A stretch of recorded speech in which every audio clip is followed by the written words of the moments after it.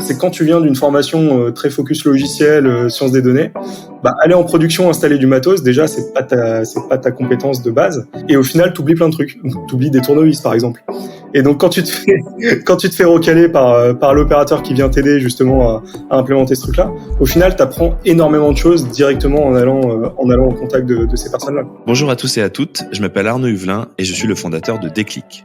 J'aide les industriels à faire du bâtonnage et du chronométrage digital grâce à des boutons poussoirs connectés tout terrain, qui s'utilisent avec des gants, se nettoient au Karcher et résistent aux environnements ATEX. Après avoir rencontré des centaines d'industriels, j'ai remarqué que le Lean s'applique sur le terrain et que c'est avant tout des histoires de femmes et d'hommes. C'est pour vous partager leurs histoires que nous avons créé le podcast Le Déclic du Lean. Inventée par Toyota, cette méthode a fait ses preuves dans beaucoup d'usines, mais elle reste encore trop théorique. Vous voulez enfin vous lancer dans l'aventure, mais vous avez beaucoup d'appréhension ? Ici, on vous partage des cas concrets d'application Lean dans l'industrie. Des réalités vécues par des femmes et des hommes qui ont tous le même objectif, mettre l'humain au cœur de la productivité. De l'actionnable, du concret, bref, le tout pour avoir le déclic du Lean. Bonjour à tous et à toutes, merci de nous rejoindre pour ce nouvel épisode du Déclic du Lean. Aujourd'hui, je suis avec Nathan. Salut Nathan. Bonjour. C'est un épisode un peu particulier parce que tu fais pas d'amélioration continue, Nathan, si je me trompe pas. En effet, on y participe. Bon, avant qu'on commence, j'ai une question fétiche. Comment ça va vraiment, Nathan ? Comment ça va vraiment ? Ça va super. C'est un peu bête, mais bon, il fait beau dehors, donc tout de suite ça va mieux. Oh, la chance. Il fait un temps là à Toulouse, là. Oh là là, c'est une déprime. On est retourné en automne là. C'est ce que j'ai cru comprendre, oui. Non, ça va bien, plein de beaux projets en ce moment, plein de beaux projets dans l'industrie directement, donc c'est toujours cool. Ah, ça c'est top. C'est vrai que ça laisse un peu le flou. La première fois qu'on invite un invité qui fait pas d'amélioration continue, qu'est-ce que tu fais, Nathan ? Qu'est-ce qu'on fait au quotidien chez nous ? Alors chez Cycle, et moi, qu'est-ce que je fais ? Tu l'écris comment pour Cycle, c'est PSYCLE. On a des petits soucis de prononciation des fois chez nos clients. PSYCLE, c'est ça. Exactement. Ouais. Ça vient de la contraction du mot psychologie et cycle en fait, donc cycle itératif. Donc nous en fait, on est dédié à aider les industriels à améliorer leur maîtrise opérationnelle de la production. Et on fait ça notamment via le contrôle qualité visuel, l'inspection visuelle. Donc très concrètement, en fait, on déploie des machines sur ligne de production avec des caméras, des lumières, tout le matériel nécessaire, et on va analyser les flux de production en temps réel et analyser 100% des produits et décider si les produits sont bons ou pas bons. Et donc, nécessairement, ça passe par pas mal de technologies différentes, et la principale qui est l'intelligence artificielle. En fait. Alors attends, si je comprends bien, donc toi, tu as monté une boîte. Je résume parce que tu as dit pas mal de termes un peu barbares. En gros, moi, de ce que j'ai compris, vous foutez des caméras à la sortie d'une ligne de production. À la sortie ou pendant, ça dépend. Il y a voilà, à des endroits de la production. Cette caméra-là, elle est directement visée sur un tapis roulant, j'imagine. Exactement. Ou sur un endroit où il y a des pièces. Donc c'est quoi ces pièces-là ? Vous faites tout, vous faites agroalimentaire, déchets, n'importe quoi. Exactement. Alors tu as mentionné les deux secteurs sur lesquels on travaille le plus, bien joué. Okay. On peut être amené à travailler dans plein de secteurs, automobile, pièces métalliques. C'est vrai qu'aujourd'hui on s'est quand même pas mal recentré sur l'agroalimentaire et aussi le tri de déchets avec l'un de nos partenaires intégrateurs. Voilà, parce qu'il y a vraiment le plus de choses à faire dans la région où on est. Hauts-de-France, c'est quand même un berceau assez riche en entreprises agroalimentaires. Ouais, c'est vrai. Et mais alors du coup, moi j'ai besoin d'un cas concret. Donc il y a, attends, je vais prendre, un pot de yaourt ou une assiette ou un plat préparé. Tiens, un plat préparé, c'est pas mal. Ouais, c'est un bon exemple. Ouais. Plat préparé, lentilles, petits pois, carottes. Très bon choix. Tiens, le parfait là, le bon là, avec une petite blanquette de haut sur le côté.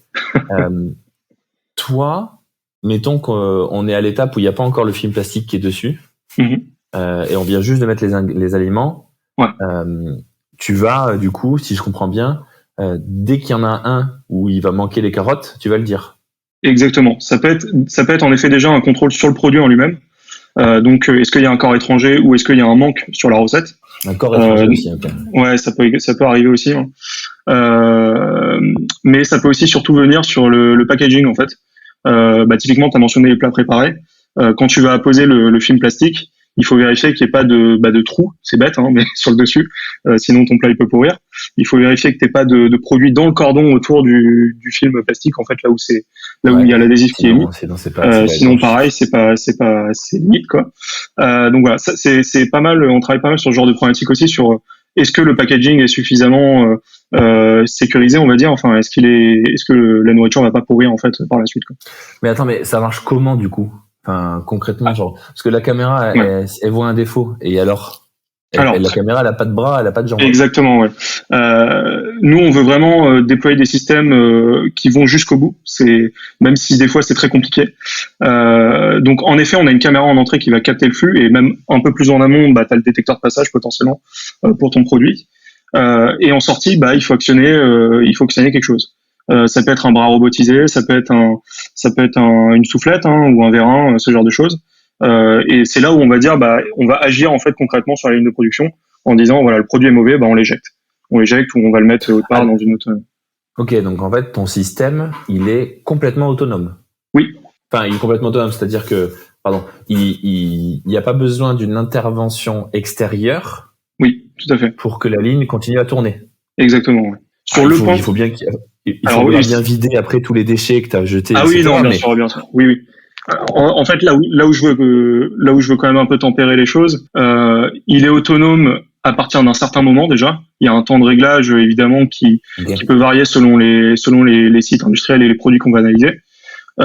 Et même au-delà de ça, des fois, c'est quand même toujours utile d'avoir en sortie sur les produits mauvais, par exemple, un deuxième contrôle qui est lui humain. On a déjà eu le cas sur certains clients où en fait ils maintiennent quand même une présence humaine sur une autre partie du contrôle pour du coup réduire la quantité de produits à analyser, parce que du coup ils auront vraiment que les produits qui ont déjà été prédéterminés mauvais, et donc là ils peuvent vraiment se concentrer sur une analyse un peu plus fine en fait des produits. Et donc nous on peut aller simplifier leur travail déjà en premier temps grâce à ce genre d'analyse.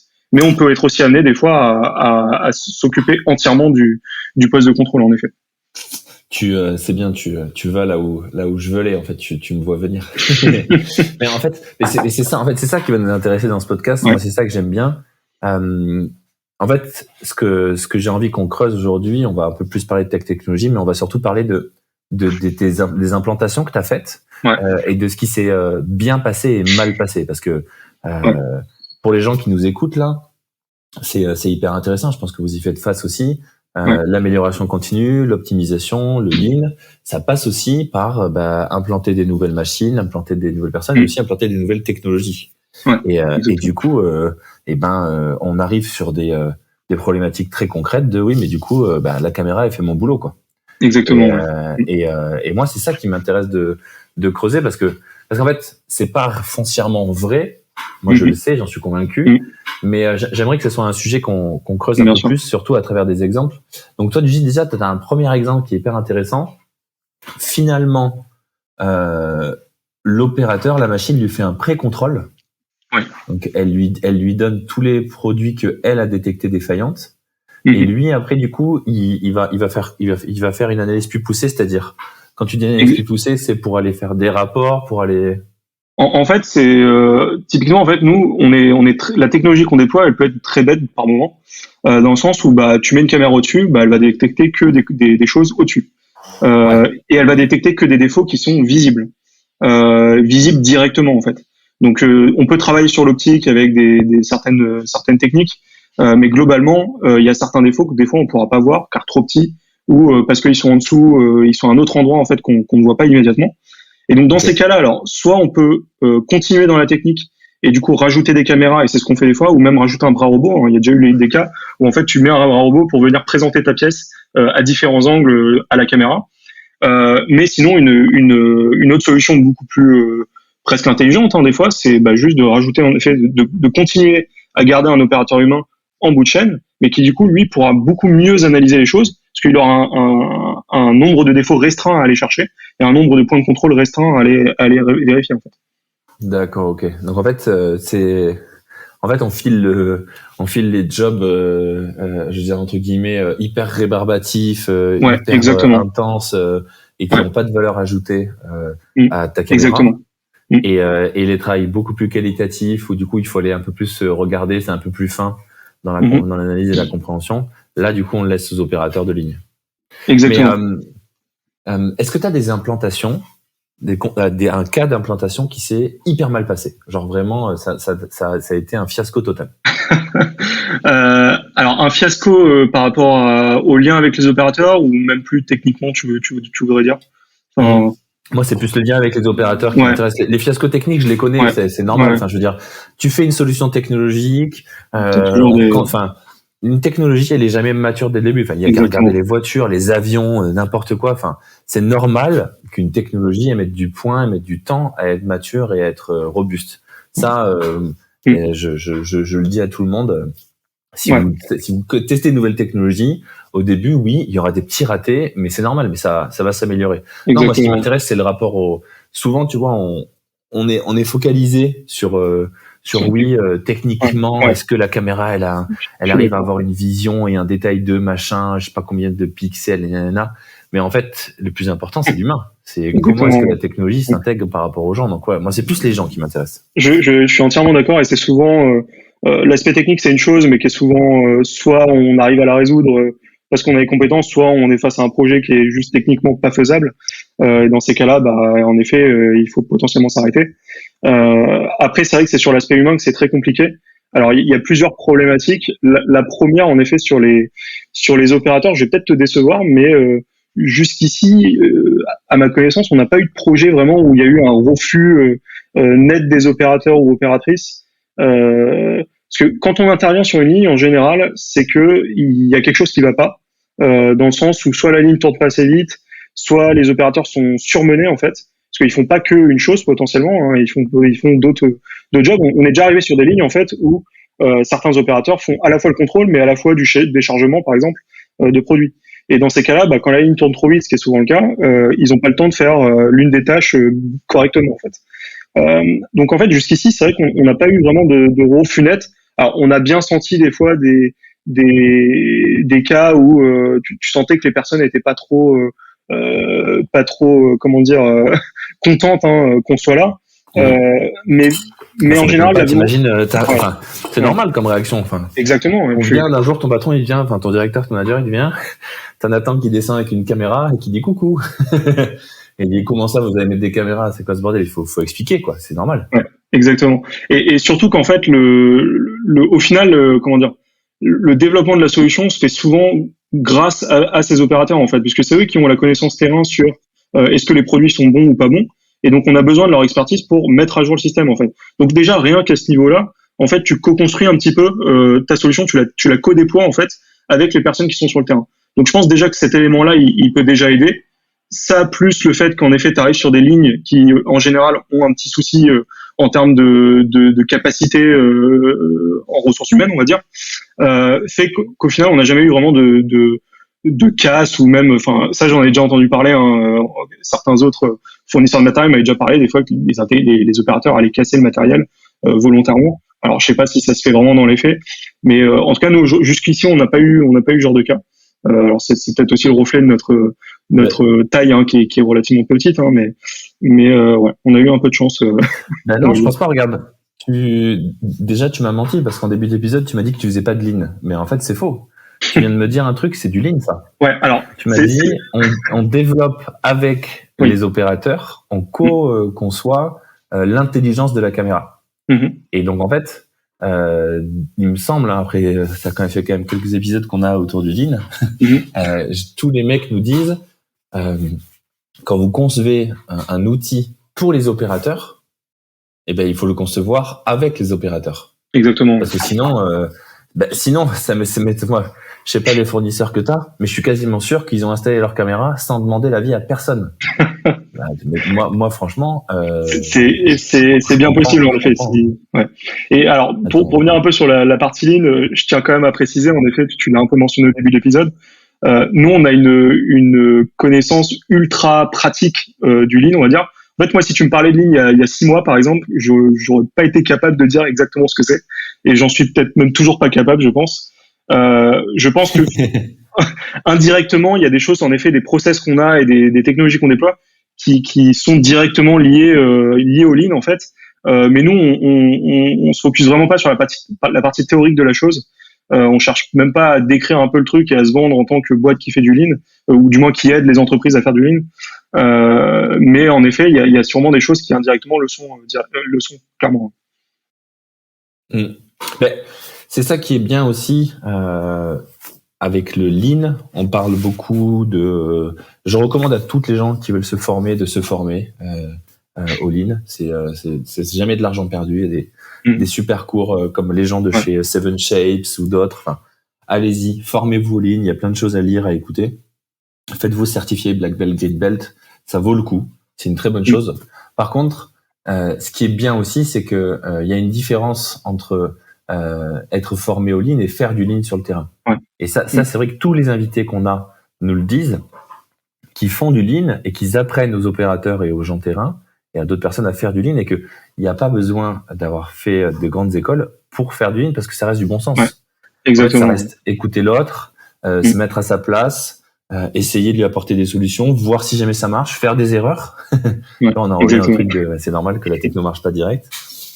Et du coup, c'est normal. Et en fait, t'as appris le Lean de la meilleure manière parce que tu t'es mis dans les pires conditions, c'est-à-dire sur le terrain, là où c'est dur, là où t'es pas à ta place, et t'as écouté. Et c'est ça le beau Lean.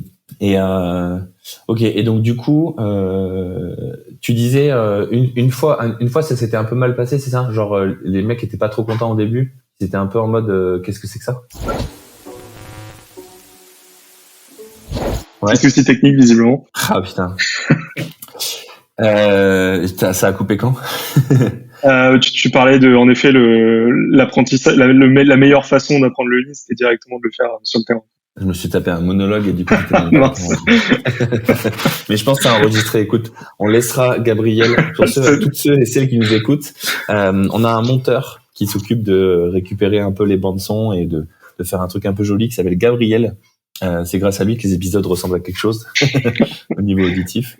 Donc je le laisserai se débrouiller de ce méasme parce qu'il y a eu un gros bug technique. On en était au fait où je disais que en gros, t'as appris le Lean sur le terrain, c'était génial. Il va falloir que tu fasses des petits bruits de temps en temps pour que je sache que tu es dur. T'inquiète pas. Et du coup, je voulais en revenir justement. Je t'ai félicité, je t'ai fait des éloges, mais t'as pas entendu, c'est pas grave. Et je voulais en revenir sur. Tu m'as dit qu'à un moment donné, ça s'était un peu mal passé avec des opérateurs au début, qu'ils étaient pas trop pour au début, et j'aimerais bien comprendre ce contexte. Ouais. Genre, c'était quoi en fait, vraiment le contexte de. Comment est-ce que ça a été implanté dès le début? Comment est-ce que ça a été pensé? C'était qui les interlocuteurs? Tu vois, tout le cheminement, quoi. Ouais. Alors très clairement, en fait, les premiers contacts qu'on a, c'est souvent la direction ou les responsables production, qualité. Donc c'est directement le management, en fait. Et rien que cela, des fois, c'est compliqué de les convaincre. Parce que c'est alors et j'imagine que peut-être tu as aussi certaines difficultés toi aussi à les convaincre des industriels, parce que c'est un milieu vraiment pas évident commercialement dans lequel on doit évoluer. Moi j'ai arrêté pour te dire. J'ai arrêté, t'as bien fait. Non mais c'est vrai, non mais c'est pas une blague. Moi aujourd'hui moi quand j'ai un industriel au téléphone qui me dit mais je comprends pas là, ça servent à quoi beaucoup de temps là? C'est pourquoi je voudrais compter. Et là, je lui demande, mais est-ce qu'il y a quelqu'un qui fait de l'amélioration continue à temps plein? Et il me dit non, il y a personne. Je dis bonne journée. D'accord. Ouais. Ça sert à rien. Ouais. Je dis, moi, je peux. Mon boulot, c'est pas de te former l'amélioration continue. Si tu fais pas d'amélioration continue, tu peux pas utiliser mes boutons. Ouais. Je cherche même pas. J'en ai qui m'ont demandé si jamais ils pouvaient mesurer la pause café de leur secrétaire. Je leur ai dit, mais les gars, vous vivez dans quel monde là? Non, moi j'arrête. Je sais pas ce que toi tu fais avec eux, mais on rame un petit peu. Parce que déjà c'est une nouvelle techno qui comprennent pas immédiatement. Surtout en fait, au début, on l'a comparé souvent à la vision traditionnelle. Alors, je sais pas si tu connais un peu la différence aujourd'hui qui se fait pour entrer un peu dans la technique. Disons qu'avant, en fait, depuis des décennies maintenant, quasiment, il y a un domaine quand même qui s'applique en industrie sur le contrôle qualité, c'est la vision traditionnelle. Et donc là, c'est des règles très fixes en fait qui sont mises dans un algorithme et qui n'évoluent absolument pas dans le temps et qui n'évoluent absolument pas selon les données directement.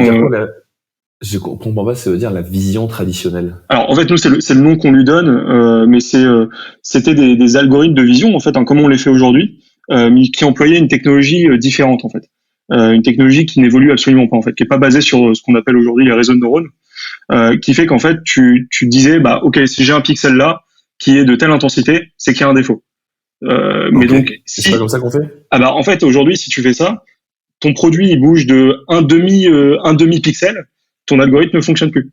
T'as une porte qui s'ouvre qui laisse entrer un peu de lumière, ton algorithme ne fonctionne plus. Donc en fait c'est des algorithmes qui sont souvent pas très robustes en fait aux conditions de la production, alors qui peuvent très bien marcher quand tu es dans des conditions ultra répétables et que tes produits changent pas et que tes conditions d'environnement ne changent pas. Mais quand tu as une prod, on imagine toutes les prods actuelles, en fait, déjà elles changent et elles évoluent. Donc tu as besoin de faire évoluer ton algorithme selon les produits que tu vas produire au jour le jour en fait. Et donc c'est là où en fait ça me fait penser au j'avais vu une image, tu sais, les CAPTCHA où tu dois savoir si c'est un chien ou si exactement, c'est un photo, etc. C'est le meilleur exemple. Une image de plein de chiens et de muffins, de chihuahuas et de muffins. et en fait, l'algorithme n'arrivait pas à faire la différence parce que, comme tu dis, les pixels, en fait, c'est les mêmes. Alors, des fois, tu peux aussi avoir ce cas sur des algos de deep learning, mais ça dépend vraiment des données que tu vas aller lui fournir, en fait. Et donc c'est ça qui est intéressant avec les algos qu'on appelle deep learning, un réseau de neurones, c'est qu'en fait tu peux lui fournir énormément de données qui vont représenter une classe bonne, une classe pas bonne par exemple, et grâce à toutes ces données en fait il va pouvoir en sortir une vérité sur ce qu'est une bonne donnée ou une mauvaise donnée en fait. Et donc ça sera beaucoup plus robuste en fait qu'un algorithme un peu plus traditionnel où les règles seront très très fixes en fait. J'ai l'impression, on a un peu divergé du sujet initial, mais on va y revenir. Mais j'ai l'impression, dis-moi si je me trompe, c'est vraiment pas, je le dis pas de méchamment, mais que en fait, il y a aussi une partie de ta technologie qui est basée sur le fait que ta technologie, elle aura jamais à 100% raison, ou en tout cas, ça demande énormément, c'est très très complexe, c'est beaucoup de temps, et qu'en fait, elle est aussi basée sur une validation humaine. Enfin, je sais pas comment dire. Tu vois ce que je veux dire ou pas? Tu veux dire basée sur une validation humaine? Ouais, en fait, ce que tu es en train de me dire, c'est que, ou alors justement, avec tes nouveaux algorithmes, ils sont beaucoup plus robustes et ça évite les erreurs. Oui, et ils sont, comment dire, nous on fait rien sans une expertise chez le client. Alors des fois, on peut nous-mêmes annoter les données, donc leur associer une vérité en fait, avant d'entraîner l'algorithme. On peut le faire nous-mêmes des fois, mais la plupart du temps, c'est le client qui saura le mieux dire si son produit est bon ou pas en fait. Donc en effet, nous, on pourra rien, et c'est là où tu rentres vraiment dans ton domaine du lead en fait. C'est que si ton client est pas prêt à évoluer, et pas prêt à participer à la conception de cette solution et au déploiement de cette solution, t'en ressortiras pas des bonnes performances derrière. Ça c'est clair et net. Mais alors pourquoi les mecs managers et des fois tu dis ils ont pas envie de ouais. Je pense que c'est ça. Ouais, je pense que ça revient à n'importe quel changement que tu as envie d'apporter à une ligne. C'est la réticence au changement et du coup tu rentres sur potentiellement des personnalités qui ne sont pas prêtes à mettre en place des changements qui des fois peuvent être assez lourds, même d'un point de vue physique. Selon la machine que tu dois aller déployer chez ton client, faut potentiellement pas mal réadapter les choses. Et surtout c'est potentiellement la peur aussi de la nouvelle techno qui peut vraiment changer leurs usages en fait et auxquels ils sont pas nécessairement habitués au début. Et c'est ça qui est assez intéressant, c'est que sur certains clients où on a quand même poussé malgré cette réticence, quand on leur a montré les premiers résultats et quand on leur a montré que le cycle itératif fonctionnait, et ça veut dire que toutes les semaines par exemple, on fait un point avec eux, on évalue les nouvelles performances et on a de l'amélioration. À partir du moment où ils constatent que quand ils vont remettre des données réannotées, il y aura de meilleures performances. Là, ils commencent à être vraiment convaincus que la solution peut marcher en fait. Mais c'est vrai que Saint Thomas, c'est-à-dire Saint Thomas, il croit que ce qu'il voit. Ah, je connais pas. Non, je connaissais pas la. C'est une expression, c'est un saint, et moi je trouve que c'est exactement ce que tu racontes. C'est très ce qui se passe dans l'industrie. Ouais. C'est vrai que je trouve que les personnalités dans l'industrie, ils te croient pas. Il faut l'exemple, il faut la preuve. Si jamais tu leur prouves là, il y a pas de souci. Ils vont devenir croyants à 100%, ils vont même être moteurs. Ils vont pousser ta solution, mais jamais ils croiront sur parole, quoi. Exactement, ouais. Et c'est pour ça qu'on a pas mal changé sur la manière de proposer notre solution. Au début, on s'y prenait vraiment de la mauvaise manière. On allait dire à un client, OK, tu nous files des données et on te fait un rapport dans 3-4 mois. Et voilà, et tu nous payes un certain montant qui était quand même assez élevé, et tu auras un rapport sur la faisabilité de ton projet. Mais ça, un industriel, bon, ça on n'a rien à cirer, quoi. Par contre, ce qui est beaucoup plus intéressant, c'est de dire, dès le premier jour, on va sur ta ligne de production, on met le système en place, la caméra, le logiciel, le matériel directement sur ta ligne, et à la fin de la journée, au bout des 3 mois, t'auras une faisabilité, en fait, un rapport de faisabilité, mais t'auras la machine directement en production chez toi, qui aura déjà des premiers résultats. Et là, tu pars vraiment sur une introduction à cette nouvelle techno qui est complètement différente, en fait. Tu leur caches pas le fonctionnement, tu leur caches pas le process. Ils voient vraiment tout d'un coup.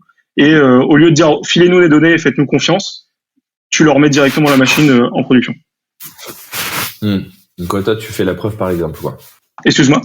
Tu fais la preuve par exemple et aussi surtout exactement. Des fois ils ont pas de données parce qu'il n'y a pas forcément de caméra ou de choses comme ça. Ouais, exactement. Ouais. Ok.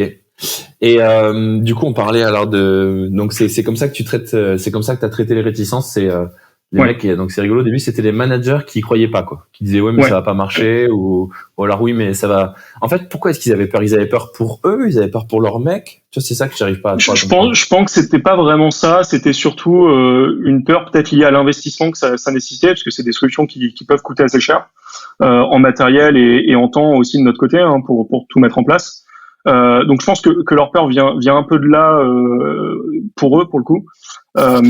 Et après, quand on rentre vraiment chez l'industriel, une fois qu'on a réussi à convaincre la partie management de faire ça, là, ce qui peut être compliqué, c'est en effet aller convaincre les opérateurs, les gens qui sont sur le terrain, potentiellement aussi les équipes vision qui sont déjà chez le client. Hein. Ça, on a aussi eu des cas comme ça où tu as des équipes vision qui ont déjà une connaissance, comme je parlais tout à l'heure, de vision traditionnelle, et qui connaissent pas les nouvelles technologies deep learning par exemple, et qui du coup ont un peu peur parce qu'ils se sentent remplacés en fait. Ils se sentent attaqués sur leurs compétences, et donc là on peut avoir des assez grosses réticences de ce point de vue-là. Et c'est le même combat à chaque fois, hein, que ce soit le manager, l'opérateur ou un ingé vision. Ça sera toujours essayer de les convaincre par l'exemple que cette technologie peut vraiment les aider. Ok. Moi, j'aurais envie d'enchaîner du coup. Donc le changement, preuve par l'exemple.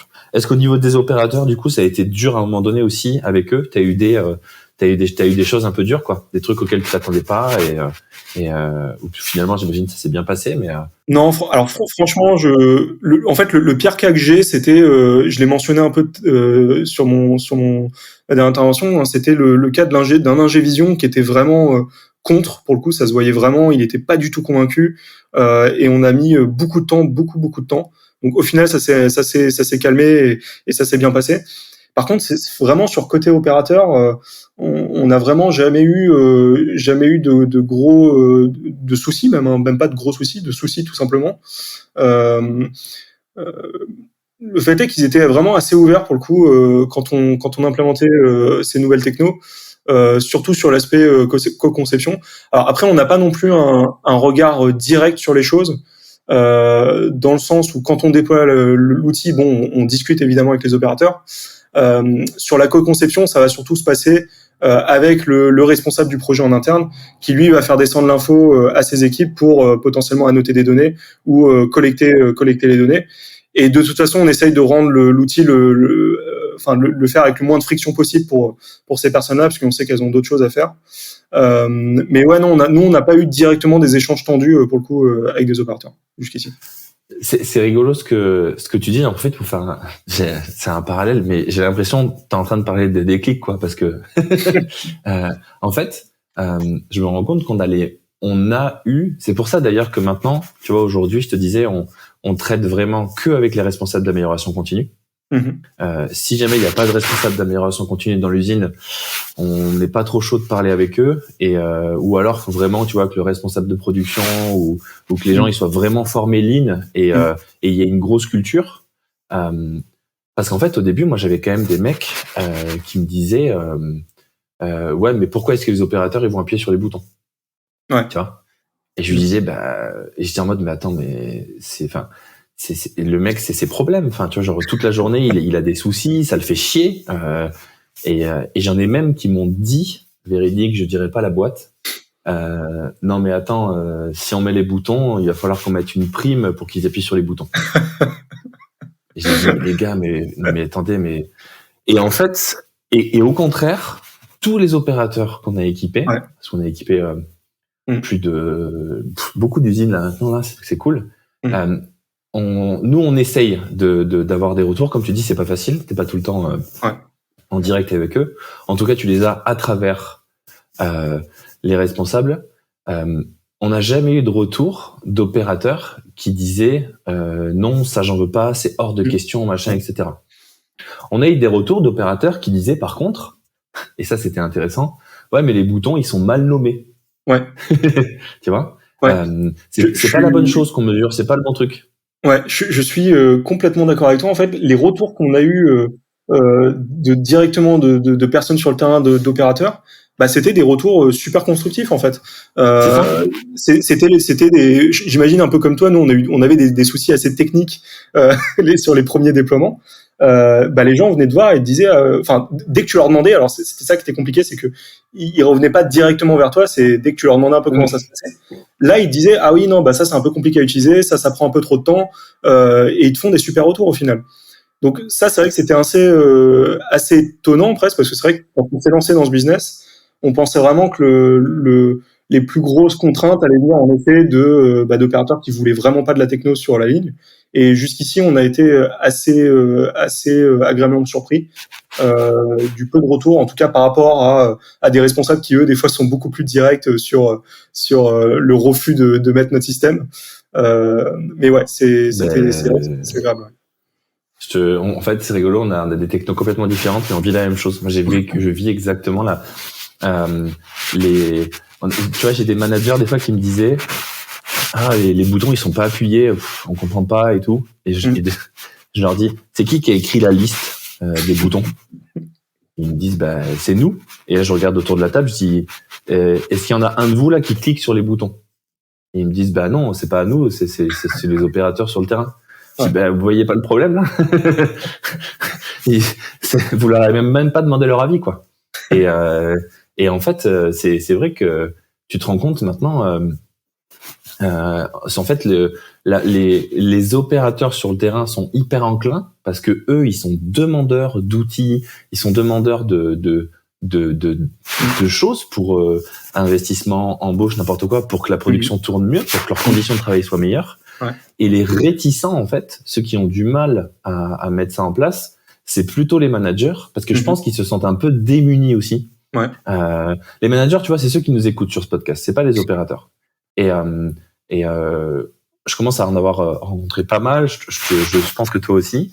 Et j'ai l'impression, tu vois, que par rapport à des technologies comme les nôtres, ils se sentent un peu démunis et ils ont peur de mal faire aussi. Ouais. Parce que tu vois, la production, la chaîne de production, l'atelier, comme on dit, c'est pas leur territoire. Tu vois. Et je sais plus avec qui j'en parlais la dernière fois. Je me souviens un peu de son nom, un invité de podcast qui nous disait c'est facile de dire à un manager de descendre sur le terrain et d'aller parler avec les opérateurs, mais foncièrement, il est pas chez lui quand il descend sur le terrain. Parce que c'est pas son bureau, c'est pas son environnement de travail. Et on en avait un autre, je crois que c'était Robin, qui nous disait que du coup, dans sa boîte, ils avaient forcé à ce qu'il y ait aucun étage et les bureaux de tout le monde étaient dans la production. Enfin, c'est génial ça. Mais tu vois que c'était vraiment tout mélangé et c'était pas d'un côté la prod, d'un côté les services annexes, c'était vraiment on mélange les deux pour que tout le monde en fait que justement que tu vois les gens ils se brassent et qu'ils échangent etc. Et après, en fait le plus dur c'est ça quoi. Ouais. Après, à l'inverse, je trouve que tu vois, quand tu reviens sur des petites structures, des petites lignes de prod, on va dire, ce qui nous est arrivé assez récemment pour un déploiement, Là, c'est beaucoup plus intéressant de voir les choses, puisque tu vois qu'au final, les managers, les resp qualité, les resp prod, ils sont constamment sur le terrain en fait. Et ils viennent avec toi, ils discutent avec leurs opérateurs. Et là, tu vois vraiment, je crois que les meilleurs projets qu'on a menés, juste en termes déjà de kiff et même en termes de performance derrière, c'était sur des petites lignes justement, où là, tu t'avances super bien, t'avances super vite, et tout le monde est sur le terrain et est là pour résoudre les problèmes avec toi, quoi. C'est ça. Et en fait, t'es pas en train de leur apporter une solution, tu es en train de leur apporter un outil. C'est ça en fait qu'on fait. On leur apporte un outil et à partir du moment où ils s'approprient, où ils le mettent comme eux ils veulent l'utiliser, et c'est là où tu as des résultats qui sont dingues quoi. Exactement. Ouais. Et moi j'aime bien ce que vous faites et la philo dont vous l'amenez, parce que amener de l'analyse d'image avec déjà amener des caméras dans l'usine avec de l'analyse d'image, tu l'as dit et c'est ça qui est rigolo, ça fait peur à tous les managers, parce qu'en mode merde, syndicat, machin, etc. Non. Oui, t'as même des contraintes, voilà, c'est ça exactement. Ouais. Voilà. Et en fait, tous les opérateurs, ils sont ultra contents. Alors après, on verra comment ça se passe dans le futur, hein, mais c'est vrai qu'aujourd'hui, il y a pas de gros points négatifs là-dessus, c'est clair. Tu veux que je te raconte une histoire de notre premier déploiement? Vraiment notre tout premier déploiement. Ouais. La boîte était même pas créée, on testait encore. Ouais. Et on teste chez ce client, et en fait, on installe les boutons sur le poste de 3 opérateurs. Mm-hmm. Ces 3 opérateurs-là sont syndiqués force ouvrière. Ouais. Les managers, et moi je demande d'aller faire une interview avec ces mecs-là pour leur demander, putain les gars, vous êtes les premiers à utiliser mes boutons, moi dites-moi quoi, genre est-ce que c'est bien, est-ce que c'est chiant, comment ça se passe, est-ce que c'est par rapport à tout le système, tu vois, qu'est-ce que vous avez trouvé bien, pas bien, etc. Tous les je vais exagérer, mais disons que les managers, ils étaient limite terrorisés que j'allais leur parler. Ils me disaient fais attention, machin, etc. Je te demande, c'est bon, enfin, je veux dire. Et du coup, les mecs, moi j'avais un peu peur, tu vois, parce qu'on me disait fais attention. Et en fait, je suis arrivé en face de 3 êtres humains qui m'ont dit texto, c'est génial. Ouais. Ils m'ont dit putain, c'est génial. Les boutons là, c'est enfin un outil pour pouvoir reporter tous les problèmes et pour pouvoir quantifier tous les problèmes qu'on a sur le terrain, qu'on n'arrive pas à quantifier, qu'on n'arrive pas à faire entendre au manager et à la direction, parce que c'est pas quantifié, parce que c'est compliqué de compter, machin, parce quand t'as les mains sales, quand t'as des gants, machin, tu peux pas utiliser de tablette, tu peux pas utiliser de papier. Ouais. Et en fait, les mecs, ils m'ont dit qu'ils surkiffaient. Et que la seule chose qui leur manquait, c'est ce que c'était. Et ça m'a éclaté. C'était que leur manager leur fasse des reportings plus fréquents sur le nombre d'appuis sur les boutons. En fait, tout ce qu'ils voulaient, eux, c'était avoir un peu plus accès aux données. Ouais. Et ça, pareil, hein, c'est un sujet super intéressant. Hein, c'est l'accès des données, pas que aux responsables. C'est un autre grand sujet aussi qu'on aimerait bien développer, hein, clairement. C'est de dire, ok, est-ce que votre contrôle qualité là, vous pouvez voir directement sur votre ligne, en ligne de production, combien il y a de produits bons, combien il y a de produits pas bons, quelle est votre performance, quoi. Et c'est aider directement les personnes qui sont sur le terrain à voir ce qui se passe, quoi. T'installes des écrans, toi, en plus de tes caméras? Oui. En fait, on a des écrans de contrôle. Alors, ce qu'on fait pas encore, parce qu'on n'a pas trop rencontré le cas, mais ça devrait pas tarder à arriver, c'est de se dire, ok, t'as 3 points de contrôle sur ta ligne, t'as une vue générale à un endroit au centre de ton usine, où t'as un écran qui te fait un récap sur tes 3 points de contrôle, comment ça se passe. Là, on a des écrans sur chacun des 3 points de contrôle qui sont focalisés sur le point de contrôle, mais ils sont pas nécessairement tous mis en commun à un seul endroit, quoi. Et donc, du coup, les opérateurs, ils peuvent voir et ils peuvent piloter eux-mêmes, quoi. Ouais, exactement. Ouais. Mais c'est vrai tu me mentionnais ton premier déploiement, moi j'en reviens aussi à mon premier vrai, on va dire, parce qu'on en avait fait un peu avant sur du contrôle qualité industrie, mais là c'était vraiment le vrai déploiement sur une ligne de prod avec toute la machine, tout ce qu'il fallait. Et quand on vient c'est aussi ça qui nous avait qui nous a fait kiffer, mais en même temps qui faisait un peu peur au début. C'est quand tu viens d'une formation très focus logiciel, sciences des données, aller en production, installer du matos, déjà c'est pas ta compétence de base, et c'est pour ça qu'on passe beaucoup plus par des intégrateurs maintenant. Et au final, t'oublies plein de trucs. T'oublies des tournevis, par exemple. Et donc quand tu te fais recaler par l'opérateur qui vient t'aider justement à implémenter ce truc-là, au final, t'apprends énormément de choses directement en allant au contact de ces personnes-là, quoi. Et on a beaucoup appris sur nos premiers déploiements grâce à ça. Ouais, c'est clair. D'ailleurs, en parlant d'apprentissage, tu commences un peu à connaître l'industrie. La France entière t'écoute. Est-ce que tu as un coup de gueule pour l'industrie en France? Un coup de gueule pour les industriels, non. Je dirais que c'est surtout sur les investissements. Pour des boîtes qui cherchent à aller créer des solutions un peu innovantes, qui veulent un peu aller changer les choses sur le monde industriel. On a un super comment dire, on a beaucoup de beaux industriels en France et c'est dommage qu'on puisse pas plus créer des startups qui sont focus dans le domaine de l'industrie parce que c'est des temps très longs. Alors le coup de gueule, oui, si j'en ai un pour les industriels, le coup de gueule c'est les temps très longs de mise en place des sujets. Ça clairement, c'est quand on est une petite boîte, c'est très compliqué à gérer. Et derrière, il faut nécessairement soit aller choper des investissements extérieurs, soit réussir à aller négocier des très gros contrats qui peuvent te faire tenir dès le début. Mais ouais, les temps très longs de mise en place. Je sais pas si c'est spécifique à la France, mais en tout cas, c'est vraiment très très long, quoi. J'ai l'impression que c'est un comportement un peu français européen on met du temps avant de tester. Donc ça veut dire que avant de prendre la décision d'essayer, ça va être long. Ouais. Par contre, une fois qu'on a essayé, on est convaincu généralement. Oui. Tu vois. Ouais. Alors que la mentalité plus, on va dire, américaine, je sais, c'est qu'ils essayent tout très vite. Ouais. Par contre, ils jettent aussi vite. Exactement. Ouais. C'est Parce ça. que tu vois, genre, mais nous en France, je sais qu'on a, moi, je partage ton coup de gueule. Les gens, d'abord, attends. Ok, d'accord, tes caméras, mais attends, je vais en parler autour de moi. Je vais y réfléchir. Je vais voir si jamais c'est vraiment intéressant. Tu vois, je dirais pas qu'il y en a une qui est mieux que l'autre.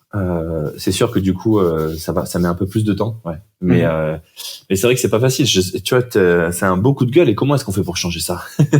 Eh ben, si t'as la solution, n'hésite pas à me la donner. Nous, on a essayé plein de choses. C'est dire, hein, on en vient vraiment aujourd'hui des fois. C'est assez drôle. Alors des fois ça marche, des fois ça marche pas. On en vient à aller recevoir des produits, à faire une mini démonstration où il y a déjà un algo qui tourne et qui par exemple va te détecter des défauts ou des corps étrangers sur un premier truc. Tu montres ça à ton client, tu le fais venir, et même avec ça, il prend encore du temps, tu vois. Donc des fois ça aide énormément, hein, ça aide énormément à déjà convaincre que ta technologie va marcher, qu'il y a un intérêt à le faire. Mais malgré tout ça, il reste encore le process en interne qui lui est visiblement incompressible en fait. Aujourd'hui, on n'a pas trouvé de solution nécessairement. On s'est un peu fait à l'idée que de toute façon, chaque industriel qu'on allait rencontrer, ça allait nécessairement se faire sur plusieurs mois, la négo et l'implémentation. Ouais. Ce qu'on essaye aujourd'hui de faire, c'est de convaincre rapidement. Et donc, ça passe par des démos, par des visites clients, par un labo qu'on a en interne justement pour faire une sorte d'un peu de showroom. On passe énormément par du démonstratif sur des sujets très concrets. Et c'est ce qui nous aide à convaincre un peu plus rapidement le client par rapport à avant. Mais en tout cas, pour la mise en place, ça reste assez long, quoi qu'il arrive. À moins qu'il y ait une urgence, et ça, on les adore, ces clients-là. Ces clients qui te disent, OK, là, on a dû réduire l'effectif pour ce point de contrôle. Il nous faut le truc dès demain. Bon, OK, là, faut se dépêcher. Il faut se dépêcher. Ouais, l'urgence. Voilà, des fois il y a des urgences vraiment très extrêmes. La prod tourne pas, la prod a du mal. Ils ont des gros soucis de qualité très spécifiquement en ce moment. Et donc là c'est génial, mais ça reste très rare, quoi. La plupart du temps, c'est du temps à passer pour arriver jusqu'à l'implémentation.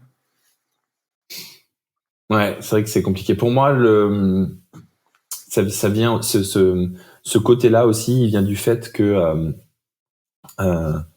en France, dans l'industrie, dans notre éducation, tu vois, ingénieur, manager, etc., l'échec est pas valorisé. Exactement. Ouais. L'erreur est souvent blâmée, alors que c'est un des principes phares de l'amélioration continue. Ouais. L'amélioration continue, c'est vraiment genre, faites des erreurs. Vraiment, trompe-toi. Vraiment, il faut se tromper. Si tu te trompes pas, c'est que tu as loupé quelque chose. Ouais. Et je pense que peut-être une partie de réponse, c'est nous on est obligés parce que sinon ça fonctionne même pas. Tu vois. On est obligé d'avoir ce responsable d'amélioration continue, cette culture forte d'amélioration continue. Mais même pour toi, je pense que, et pour toutes les nouvelles solutions, des nouvelles solutions comme nous, moi, mon bonne réponse, ça serait de dire, allez voir que les usines qui font de l'amélioration continue. Ouais. Parce qu'ils sont enclins au test et au changement. Ils auront peut-être pas besoin de votre techno, mais en tout cas, ils sont plus enclins à faire des erreurs et à apprendre, en fait. C'est un peu l'impression que ça me donne. On arrive bientôt à la fin, là. Il me reste 2 questions. Est-ce que tu as une ressource, une vidéo YouTube, un mème, un livre, un film, une bande dessinée, n'importe quoi, une boîte. Alors, j'ai entendu dire que tu avais trouvé une bande dessinée sur. J'ai entendu dire que tu avais trouvé une bande dessinée sur le Lean, justement. J'étais un peu étonné. Ouais, j'en ai trouvé une. Ouais, ça s'appelle l'usine du futur. D'accord. C'est juste. Je t'invite à le lire. Ouais. En plus, moi, je suis un très très mauvais lecteur. Donc j'étais très ravi que ça soit une bande dessinée parce que c'est beaucoup plus simple à lire. Et c'est vraiment chouette. Ça parle de, en gros, le synopsis, c'est quoi? C'est un petit village à la montagne qui est en train de se dépeupler parce que les gens partent vivre à la ville et qui cherche un moyen de faire revenir les gens à la montagne. Et du coup, ils disent ok, on va ouvrir des pistes de luge. Ça c'est le scénario de départ et tu dis mais qu'est-ce que ça vient foutre là-dedans? C'est ce que j'allais te poser comme question en effet. Non, mais c'est exactement la même réflexion que tout le monde a. Et en fait, donc ça c'est le départ de l'histoire et l'histoire suit. Il y a un conseil de village et il y a 2 personnes qui disent moi je vais fabriquer les luges parce qu'il va falloir beaucoup de luges.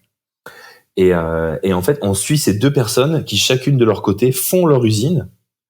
Avec des erreurs, avec des apprentissages, et où on voit tous les principes du Lean, mais vraiment de manière, tu vois, c'est un atelier avec 3 personnes, tu vois. C'est vraiment, on est au début, quoi, vraiment genre les principes de base sous forme d'une bande dessinée. Et je vais pas raconter la suite de l'histoire parce que du coup il y a quand même une petite histoire. Et c'est vachement bien. Et t'apprends. Moi, je suis un amoureux des nouvelles méthodes d'apprentissage. Et celle-là, cette BD-là, tout le monde peut la lire. Enfin, je connais personne qui n'aime pas lire de bande dessinée. C'est vraiment, c'est un must-have, quoi. Elle est trop bien. J'irai regarder ça. Pour te répondre, alors je sais pas si j'ai vraiment de ressources concrètes en tête. J'ai quelques bouquins, mais pas directement reliés au Lean. Moi, il y a un exemple, surtout un exemple que j'aimerais citer en ce moment, parce que je suis très très passionné de tout ce qui est spatial. Et je trouve qu'une des très bonnes améliorations du Lean aujourd'hui qu'on peut voir, très bonne application du Lean qu'on peut voir aujourd'hui, c'est ce que fait SpaceX justement au Texas. Alors je sais pas si t'as vu un petit peu. En fait, ils font une usine de fusées à ciel ouvert en fait. Et leur philosophie, c'est tester très rapidement, se foirer très rapidement, et ça leur permet en fait de s'améliorer très très rapidement aussi par la même occasion. Donc j'encourage tous ceux qui sont un peu intéressés par ce domaine-là d'aller regarder ça, parce que c'est très enrichissant de voir justement sur un domaine qui est quand même inaccessible, on va dire, pour le commun des mortels quasiment, tout ce qui est fusée, conception de moteur, etc. De voir des gens qui justement sont prêts à expérimenter de manière très très fluide en fait, très itérative, et c'est assez encourageant, j'ai envie de dire. Ok, donc même une entreprise qui fait des fusées à plusieurs centaines de millions fait du Lean, quoi. Exactement. Énorme. Trop cool. On arrive à la dernière question. On arrive à la fin. Je t'ai bombardé de questions pendant 50 minutes avec tous nos petits aléas. Je sais pas ce que Gabriel va réussir à en faire. J'ai hâte de voir comment il va réussir à se débrouiller avec tout ça. Je m'excuse, Gabriel. Désolé. C'est les problématiques techniques. C'est le live. Le street podcast, comme on disait. Est-ce que t'as une question pour moi, Nathan? Alors, une question, ouais, je pense bien. Vu le domaine dans lequel on évolue tous les deux, nous, on a beaucoup de soucis aujourd'hui à trouver le déclic, si j'ai envie de dire, sur la partie, on va dire, plus commerciale, sur comment aller vite, entre guillemets, et surtout comment faire, comment aller contacter beaucoup de personnes. Moi, j'ai envie de dire, c'est quoi tes difficultés aujourd'hui sur la partie commerciale et comment est-ce que tu les gères justement? Comment est-ce que tu arrives à les vendre en fait, tout bonnement? J'ai le même problème que toi. Ouais. J'ai le même problème que toi et on est vraiment en train de travailler dessus. Nous, aujourd'hui, on va voir en direct les usines. Et c'est comme ça qu'on signe des clients. On va les voir en direct. On leur dit salut, je fais des boutons. Tu peux les utiliser avec des gants. Tu peux les utiliser quand il y a de l'huile, quand il y a de l'eau. Ils sont Intex, etc. Machin. Ça sert à faire du bâtonnage. Ouais. Voilà. Et comme tu dis, souvent les gens sont hyper intéressés. Souvent ils nous disent mais c'est pas moi qui décide, faut que j'en parle et tout machin. Donc tu vois, t'es dépendant de comment la personne va présenter ta solution à l'autre personne, qu'est-ce qu'elle va en comprendre, etc. Machin. Donc tu maîtrises pas finalement ton processus commercial parce que c'est pas toi qui présente aux décideurs, ce qui est pas facile. J'ai pas la recette miracle. Ce que nous on est en train d'étudier en tout cas, ce qu'on est en train d'essayer de commencer à faire, et du coup je passe le message à tous les consultants qui nous écoutent, c'est qu'il y a, je pense que il va falloir qu'on continue à vendre en direct parce que faut que la société vive, mais les industriels font déjà confiance à des tierces personnes en ce qui est de recommandation de solutions. Ouais. Tu vois, d'implémentation de nouveaux outils. Pour moi, il y a c'est les consultants. Tous les consultants en performance industrielle, amélioration continue, lean, etc. C'est des gens qui vont utiliser ma technologie. C'est des gens qui vont utiliser ta technologie. Et c'est des prescripteurs. Donc je pense qu'il faut que eux, ils deviennent aussi des relais, un peu comme des commerciaux, où ils vont toucher une com et c'est normal. Parce qu'ils font aussi ce métier terrain et eux ils sont en contact si tu veux avec toutes ces usines parce qu'il y en a plus de 200 000 des usines en France. Donc pour les trouver, tu vois, genre pour trouver celles machin etc. Donc je pense que moi je dirais un premier relais c'est les consultants. Un autre que je vois beaucoup aussi mais que j'ai du mal à faire, c'est les éditeurs de logiciels du style SAP, VIF, Cegid. Parce qu'en fait moi mes données, mais d'ailleurs je pense comme toi les tiennes, elles vont être poussées et analysées dans ces logiciels-là. Et je pense que eux aussi à un moment donné, c'est pas leur métier de faire du hardware comme nous on le fait. Et eux ils ont aussi un très gros réseau, tu vois, d'industriels avec lesquels ils travaillent et où ils pourraient faciliter justement l'implémentation des nouvelles technologies et l'amélioration des conditions et de la production en France, quoi. Mais c'est vrai que ce que tu dis sur ces tierces de confiance, que ce soit des consultants ou des éditeurs de logiciels, nous on est plus sur la partie pour le coup intégrateur, machiniste. Et c'est justement une réflexion qu'on se posait récemment, c'est de se dire, évidemment ils nous font pas confiance parce que on a 4 ans, c'est rien 4 ans pour un industriel. Quand tu vois un de nos clients BIC qui fait des analyses sur 4 ans justement, qui fait juste des analyses qualité sur 4 ans, c'est rien du tout pour eux. Et donc en fait c'est de passer en effet par des gens en quels les industriels ont déjà confiance et ont déjà des liens peut potentiellement en effet être un vecteur, clairement. Tu vois, nous on est encore plus jeunes que vous, on a 2 ans. Et on a bien appris que c'est l'âge. On sait que bon, au bout d'un moment, ça peut-être quand on atteindra 10 ans, là on commencera peut-être à être pris au sérieux. Mais ici jusqu'ici en tout cas c'est toujours une mise à l'épreuve constante, mais ce qui est normal quand tu débutes dans ce domaine-là. Et c'est vrai qu'il faut s'appuyer. On a beaucoup appris grâce à des partenariats. On en a fait quelques-uns, mais on l'a pas encore trop développé. Des partenariats avec des intégrateurs, et ils t'apprennent déjà énormément sur la manière de faire les choses dans le monde industriel. Et en plus de ça, ils t'aident à aller capter des clients que t'aurais juste pas eu du tout sans eux, quoi. Puis en plus, c'est donnant pour tout le monde en fait. Et nous, il y a un dernier truc sur lequel en ce moment, on est en train de beaucoup travailler, etc. Ne pas vouloir plaire à tout le monde. En gros, il faut l'accepter parce que tu vois, c'est ça qui est très frustrant au début, je trouve. Tu lances ta boîte, tu crées une techno, tu te dis putain mais c'est génial, ça va aider tous les industriels. Enfin, tu vois, tu me dis mais tu vois sur le papier c'est trop bien quoi, franchement. Enfin, et sur le papier c'est trop bien. Et ben en fait, il faut aussi accepter qu'il y a des gens qui en veulent pas. Il y a des gens qui en veulent pas, il y a des gens qui sont pas convaincus. Et donc en fait, ce qu'on essaye de faire maintenant, c'est très vite voir si la personne qu'on a en face, tu vois, au téléphone ou en visio, elle aime bien ce qu'on fait. et en fait le plus vite possible. Et si jamais elle aime bien ce qu'on fait, ben là on discute, là on va, là ça peut, là machin, etc. Si elle aime pas ce qu'on fait, ben c'est pas grave, il y a pas de souci, bonne journée, voilà. Et on n'essaye pas de la convaincre en fait. C'est arrêter d'essayer de convaincre. Ça, parce que ça te fait perdre énormément de temps et d'énergie sur des gens qui disent oui mais moi j'en veux pas de ton truc. Tu vois. Et donc on n'est pas là pour convaincre. Mais c'est vrai que en fait, nous, quand on essaye on a très peu de clients juste qui viennent nous voir. On en a eu quelques-uns, mais qui viennent eux-mêmes te dire ouais, j'ai besoin de votre machin. On est surtout sur du, je sais plus c'est quoi le terme là. On est du push. Referral. Ouais, du recommandation. Ouais, voilà. Et on est nécessairement à chaque fois obligé de convaincre par rapport à la techno. Mais c'est vrai qu'en s'appuyant sur, comme toi tu le fais un peu sur le domaine du lean au final, hein, de dire voilà, on est relié directement à ça, on vous aide à faire du lean. Ça te permet en effet de capter les gens qui en font déjà dans l'industrie. Et nous c'est vrai qu'aujourd'hui on n'est pas trop, on essaye beaucoup de convaincre en effet comme tu dis. Et c'est vrai qu'on devrait peut-être un peu arrêter. Et on se repose pas sur une pratique vraiment constante, un grand domaine que fait l'industrie jusqu'ici. Et c'est vrai qu'on a un peu laissé à l'air libre en essayant de convaincre tout seul, on va dire, des industriels de prendre notre solution, quoi. Clairement. Tu connais le principe des early adopters? Ouais.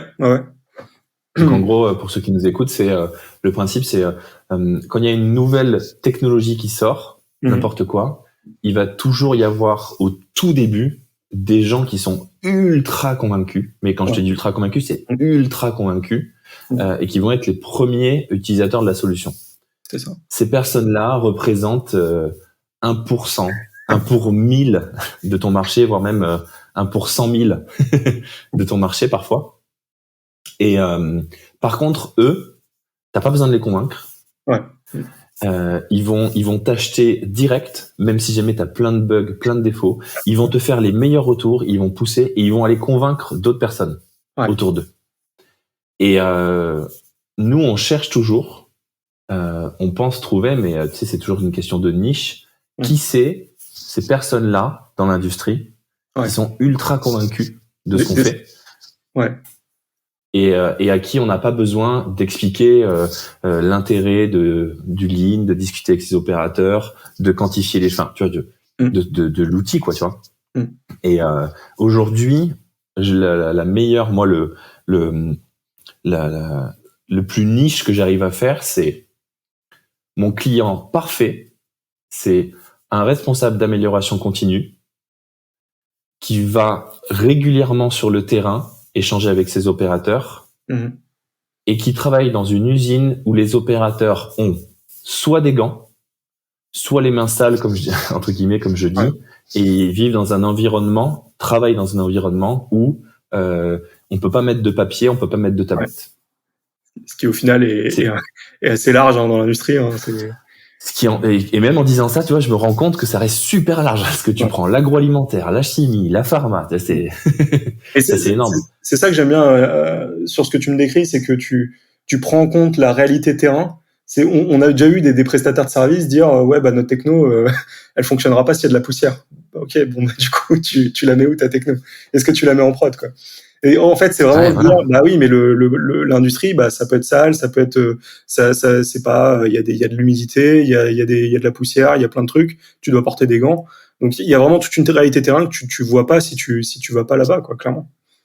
Et une autre réalité terrain qu'on apprend, tu vois, c'est que on n'est pas tout seul en fait dans l'industrie.